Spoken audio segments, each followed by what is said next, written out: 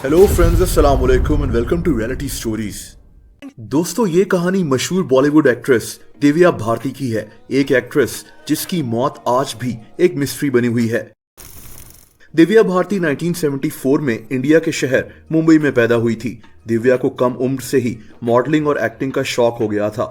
दिव्या को 9th class में पढ़ने के दौरान ही मॉडलिंग करने का मौका मिल गया। उस वक्त इसकी उम्र सिर्फ 14 साल थी। इसने पढ़ाई छोड़ दी और अब ये शोबिस इंडस्ट्री में दाखिल हो चुकी थी।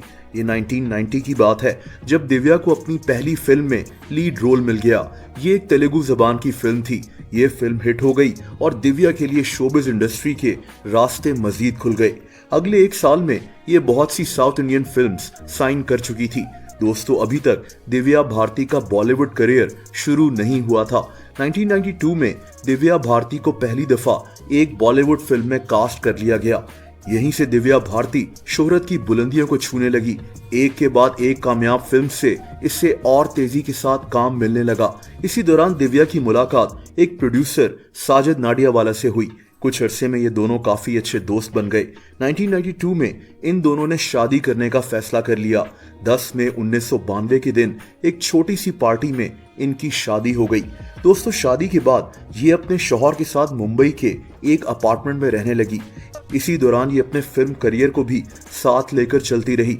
वक्त गुजरने के साथ साथ दिव्या भारती इंडिया की टॉप एक्ट्रेस बन गई। उस दौर में ये किसी भी फिल्म में काम करने का सबसे ज्यादा मुआवजा ले रही थी। लेकिन दोस्तों, ये 5 अप्रैल 1993 की रात थी जब इंडिया को एक शॉकिंग खबर मिली। इस रात 11 बजे के करीब इसके घर 2 मेहमान आए हुए थे। साजिद नाडियावाला यानी दिव्या का शौहर उस वक्त घर पर मौजूद नहीं था। इसके अलावा एक मुलाजमा अमृता कुमारी भी दिव्या के साथ घर पर मौजूद थी।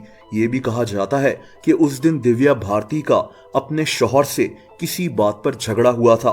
दिव्या कुछ देर तक अपने मेहमानों के साथ बैठी रही। दोस्तों, ये तीनों लोग नशे में थे। इसी दौरान दिव्या अपने मेहमानों से अलग होकर अपने घर की बालकनी के एज पर बैठ गई। कुछ देर तक ये इसी जगह बैठी रही, लेकिन फिर वो हुआ जिसने इंडिया को शॉक में डाल दिया। दरअसल बालकनी से नीचे उतरते वक्त अचानक दिव्या का पांव फिसल गया और इससे पहले कि ये खुद को संभालती, ये अपने 5 मंजिला अपार्टमेंट से नीचे गिर गई। वहां पर मौजूद लोगों ने फौरन इसे हॉस्पिटल पहुंचा दिया, लेकिन रात 1:30 बजे दिव्या भारती इस दुनिया से चली गई।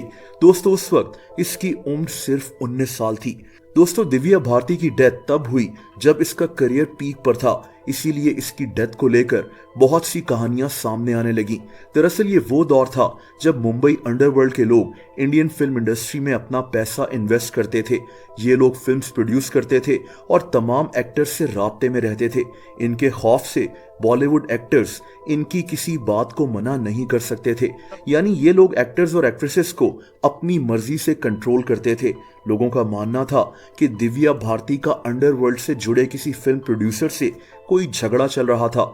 यही वजह थी कि दिव्या की अचानक मौत किसी हादसे से नहीं हुई थी, बल्कि इसे कत्ल किया गया था। दूसरी थ्योरी ये थी कि दिव्या और इसके शौहर साजिद नाडियावाला के दरमियान ताल्लुकात अच्छे नहीं जा रहे थे।